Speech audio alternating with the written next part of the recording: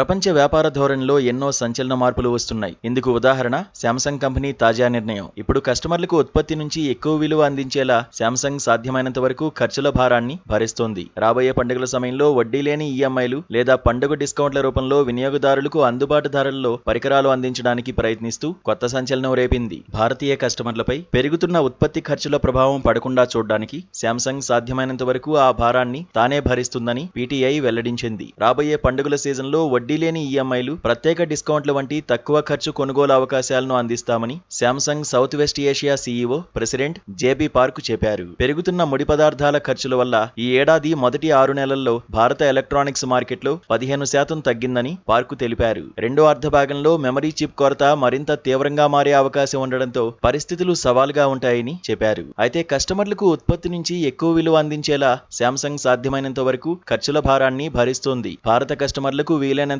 ఎక్కువ సహాయం అందించడంపైనే మా దృష్టి ఉంటుందని లండన్లోని భారత జర్నలిస్టులతో జరిగిన సమావేశంలో పార్కు చెప్పినట్టు పీటీఐ వెల్లడించింది. ఈ నిర్ణయం ఇప్పుడు మార్కెట్ను ఒక ఊపు ఊపింది. ఒక్కసారి పరిశీలిస్తే ఆర్టిఫిషియల్ ఇంటెలిజెన్స్ రంగంలో పెరుగుతున్న డిమాండ్, ఉత్పత్తి సామర్థ్యం పరిమితంగా ఉండడం వల్ల మెమరీ చిప్పుల కొరత ఏర్పడింది. దీనికి తోడు అంతర్జాతీయ రాజకీయ పరిస్థితుల కారణంగా ఎలక్ట్రానిక్స్ తయారీలో ఉపయోగించే ముడి పదార్థాల సరఫరాపై ప్రభావం పడింది. దీంతో ఎలక్ట్రానిక్ పరికరాల ధరలు పెరిగాయి. ముఖ్యంగా స్మార్ట్ ఫోన్ల ధరలు గత 6 నెలల్లో 20 నుంచి 30% వరకు పెరిగాయి. పరిశ్రమ అంచనాల ప్రకారం మెమరీ చిప్పుల ఖర్చులు రాబోయే 12 నుంచి 18 నెలల పాటు ఎక్కువగానే ఉండే అవకాశం ఉంది. ఈ సమయంలో కొత్తగా పెద్ద స్థాయిలో తయారీ సామర్థ్యం పెరిగే అవకాశం లేదని అంచనాలు చెబుతున్నాయి. గత నెలలో దక్షిణ కొరియాకు చెందిన టెక్నాలజీ దిగ్గజం శాంసంగ్ తన 8వ తరం ఫోల్డబుల్ ఫోన్లను విడుదల చేసింది. గెలాక్సీ Z8 సిరీస్ ఫోన్లను భారత్లోనే తయారు చేస్తున్నారు. ప్రస్తుతం ఈ ఫోన్లకు ప్రీ ఆర్డర్లు తీసుకుంటున్నారు. ఇవి స్టోర్లలో అందుబాటులోకి రానున్నాయి. వినియోగదారులు తమ ఫోన్లలోనే నేరుగా ఏఐ ఫీచర్లను ఉపయోగించుకునేలా శాంసంగ్